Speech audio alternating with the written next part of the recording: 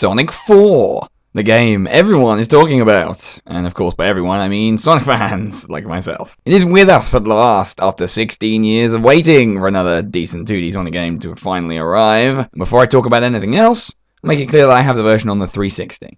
Now, I don't know if there are actually any version differences. I would assume not. I haven't really researched the subject enough. So the first thing to talk about is the gameplay at the core. And as far as I'm concerned, it's back to form. They finally nailed it again. 2D Sonic in all his runny, jumpy, ringy, robot smashy glory. I've heard some complaints about the controls and the physics being wonky in some capacity, some problem with him stopping in midair when you let go of the D-pad. I honestly encountered no problems with either of those things, and I'm a person who likes his classic Sonic games, so don't know what the deal is. But anyway, as far as I see it, very fun game. Thoroughly enjoyed playing it through for that reason. Visually, it's very impressive, as you'd expect from new next-gen version of a Sonic game. It's all beautiful, colourful, vibrant. And as a personal touch, I really like that they brought back the rotary spinny leg graphic. The special stages in particular stand out for me as well, as being very well executed, because they took the special stage from Sonic 1 and took out the bad part, which was that it rotated constantly on its own. Instead, they put the control firmly in your own hands. Any mistake is your own damn fault. While at the same time, they have maintained the challenge. I still don't have all the emeralds yet. I also like that the entry method to the special stages is nice, simple, unconvoluted. Giant rings are back. End of acts. 50 rings. Thank you very much. None of this. Oh, find 9 Chao across 3 acts, and the Chao are tiny and the levels are huge,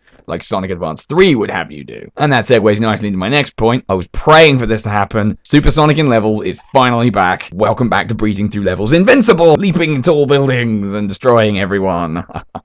As I said, I don't have all the emeralds yet, so I haven't actually sampled it. Unfortunately, though, it's not a perfect game, and there are bad points, and I'm going to cover those right now. The first major bad point, the music. It's shit, for want of a better word. It really does feel very generic. It loops very fast. It doesn't stick in your head. There's nothing up to the quality of Flying Battery or Chemical Plant in here. Jun Senu can do better than this. Okay, the music from Lost Labyrinth is okay, and the music from Mad Gear is okay, but everything else just kind of sucked, especially the first half of the boss music, which just made me wince when I first heard it. Now, the other problem, and the bigger problem of the two, is the length of the game. You have to remember that this is a game that sets you back 1,200 Microsoft points, and yet the game is only 4 zones long. Splash Hill, Casino, whatever the fuck, I don't even remember, Lost Labyrinth, Mad Gear, and then the obligatory space station level at the end, which has got the boss rush and the final boss in it. That isn't just bad, that's fucking criminal. I mean, I was playing the game, I got to the end of the 4th zone, and was surprised to see the game ending, or at least migrating towards the final boss scenario. Thoroughly disappointed. And I know the game is meant to be episodic, so there's more to come in terms of the same story, but this game should have stood alone. It does not do that terribly well. In short, 4 zones plus boss rush equals failure. So overall, I think the game is a big step in the right direction because they finally got back to what made Sonic good in the first place. 2D platforming goodness with some fast bits and loops and things. And there are some nice little throwbacks and gimmicks in there. The first half of each of the bosses will remind long-time Sonic players of older bosses. And there are some nice little touches that, while they don't really add anything to the gameplay, are quite cool to look at. Like running on the cards in the carnival level. That was pretty badass. However, it's not quite there yet. Length issues and the music is abysmal. This isn't quite the savior of the Sonic series that it was meant to be, but it is